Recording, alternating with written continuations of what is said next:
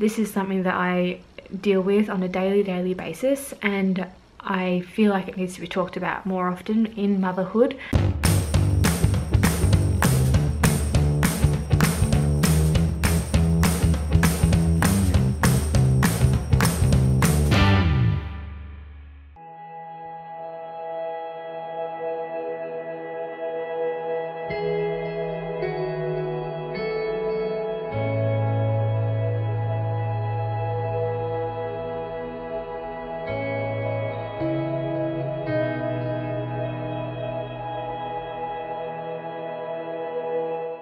Good morning, everybody. Happy Wednesday. It is currently, I think, 10 to 6. This guy's been awake since 10 to 5, on and off, just not wanting to go back to sleep. I'm feeling very sleep deprived today, but I was planning on taking you guys with me on like a day in the life, so this is the start of it. So yeah, we'll just hang out in here for a little bit longer, and I'll go out and make them breakfast and make myself one very large coffee.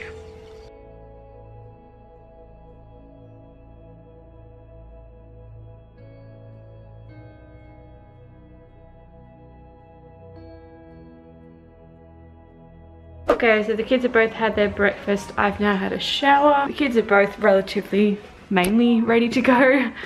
Now I'm just going to prepare their lunch to pack and get the bag all packed and ready to go, and we should be leaving in roughly an hour.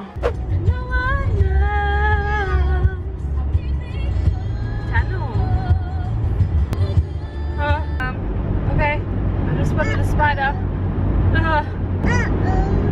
Oh god, I feel like they're all over me. Calm.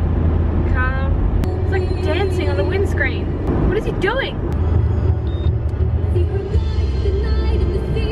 Alright, so I've decided to leave it and just hope it doesn't kill me. So I didn't even mention where we were going. We're actually heading off to the museum, and we're meeting up with my sister and her little boy. It's very super busy though in the city right now, and it's going to take me an extra 10 minutes than I thought it was going to take. So alright, we're here, we made it.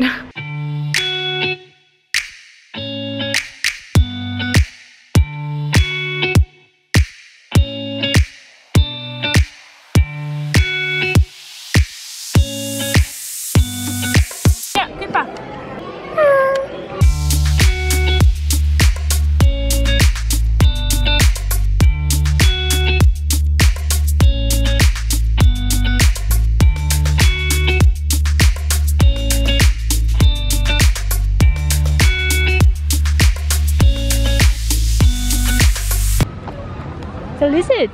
The lizard! Hi! So hi, it is 2 days after that last clip was filmed at the museum with the kids. It was supposed to be a day in the life video, and I was supposed to just continue on with that day, but that didn't happen. And I wanted to kind of sit down and chat to you about why that didn't happen. So on the way home, I actually started having a panic attack or anxiety attack. I felt it coming on and I tried to kind of stop it, but things just kind of spiraled. I didn't get enough sleep the night before, so I was already on edge. Cooper did not want to go to sleep on the way home and was making a lot of noise and preventing April from sleeping, which meant that I wouldn't get a break when I got home. And I was exhausted, both mentally and physically. So my body and brain just kind of imploded on itself. I actually ended up having to pull over on the side of the road because I was that distressed, and my whole body and brain was just kind of convulsing at one point. I haven't had one in a while, and they're very rare kind of these days. I can generally talk myself out of it, or at least just have a cry and then I'll be done or something. This was a full-blown panic attack. I ended up making it home, and I ended up being able to kind of sort the kids out and then just going to lie down while I waited out the panic attack. I called Ray, and Ray ended up coming home early because I knew that I wasn't going to be able to cope with the rest of the afternoon by myself. So yeah, that's something that happened. It doesn't happen very often. It hasn't happened in a while, particularly when I've been alone with them. It's scary. It wasn't a good thing. I was I was pretty scared, both for myself, and I also was scared because I had 2 little children that I was responsible for, and I was in the middle of this thing that I just couldn't control, and I was trying to calm myself down, but I just couldn't. Nothing was really working. In the end, I managed to calm myself down using some tools and techniques, something that actually really surprised me, and I'm gonna start crying about it. April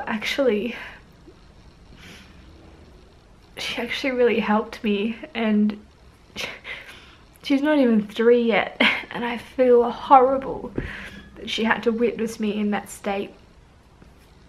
But she handled it so beautifully. She came up to me, she was empathetic, she touched my arm, she asked me if I was feeling okay, and I just said to her, "Mummy's not feeling very well.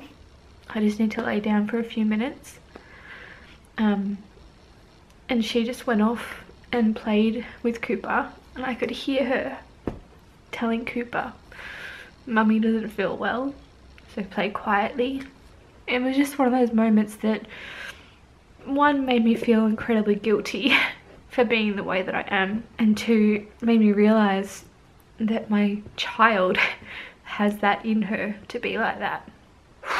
Okay, anyway, so I actually asked you guys to ask me some questions about mental health and in motherhood, because I think it's something that I would like to talk about more. It's something that I am passionate about and keep raising awareness about, because a lot of people are very aware of postnatal depression, which is a big thing. Postnatal depression and postnatal anxiety is a massive deal.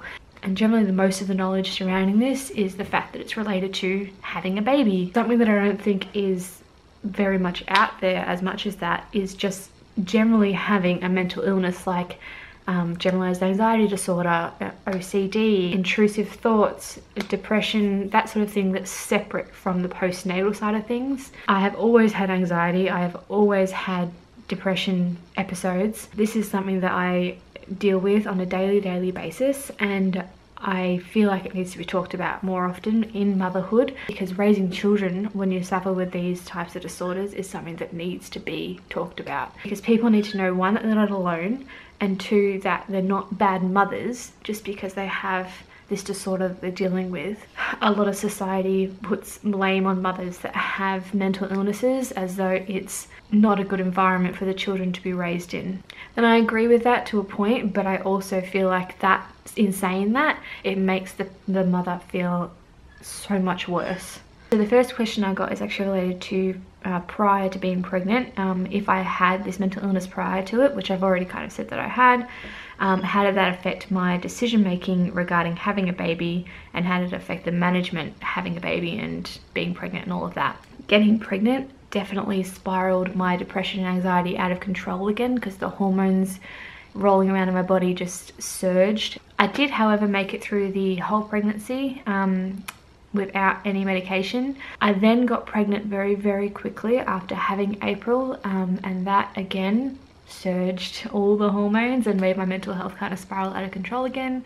So I did actually decide to go on medication while I was pregnant with Cooper. This was literally one of the hardest decisions of my life, and a lot of people around me who didn't know I was pregnant at the time, I was only, I think, 2 months pregnant at this stage, a lot of people around me were pushing me to get medication because they knew that I wasn't coping, but they didn't know the main reason why I was not wanting to go on medication was because I was pregnant. It took me a long time to kind of just succumb to the fact that I did need it. Pregnancy is definitely something that is not easy when you've got a pre-existing anxiety or depression condition. It's something that you definitely need to talk to your doctor about. Next question I have here, do you find that having anxiety makes you a better mother, as you can pick up on situations when your kids might be anxious and support them? I definitely feel like it makes me more empathetic and very aware of their emotional state.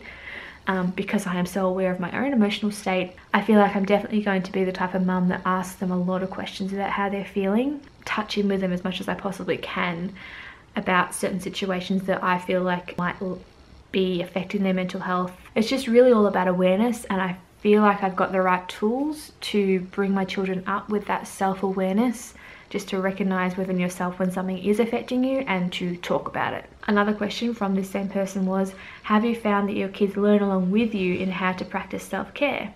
And what is the best self-care tip for a busy mum? Communication, communication, communication, communication. If you feel like you need time to yourself, you need to talk to someone about it. You need to be very, very open. You need to be vulnerable and you need to be open about it. I know that I need self-care time, or time to myself, or just time to be me for a little bit. I definitely try and open up about that as soon as I possibly can. If I'm in a situation where I'm with the kids, I'm alone, I've got a few hours before I'm gonna have time to actually be by myself. Like, I literally cannot take time out for myself. One tip that I have found works, I actually found that if I count in my head up to 5, or even just 3, I found that that definitely just helps control all of my body from starting to like get anxious. So I literally just either close my eyes or just take myself away from the situation for 3 or 5 seconds. It's not going to hurt your kids to do that.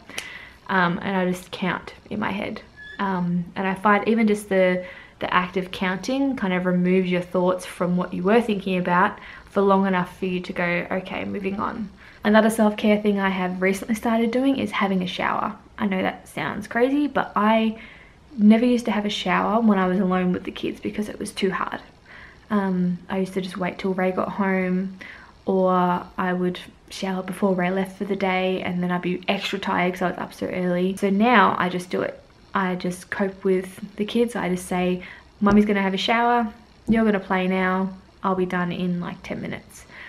And I don't stress about it. And the kids have coped fine. I used to stress about them, you know, getting hurt or having a fight or playing with the wrong things, but now I literally don't stress about it because I know that they'll be okay. It's 10 minutes out of the day. And it makes me feel so much better to know that I've showered, I've maybe put a bit of makeup on, I've brushed my hair, I feel more human and I can start the day. In terms of how it affects the kids, I have definitely taught them some self-care tips. I'm trying to teach them, they're toddlers, but I'm trying to teach them the breathing exercise and even just the counting. So if I find that April or Cooper, mainly April because she's the one that understands it, is getting worked up, I just tell her to count to 3. Or to try and take a big deep breath, or I just talk it out with her and tell her that she needs to talk to me, and I find that that kind of distracts her. So my kids are waking up and the battery's flashing. Final question I had was, have you found any good resources for helping mums with mental health concerns?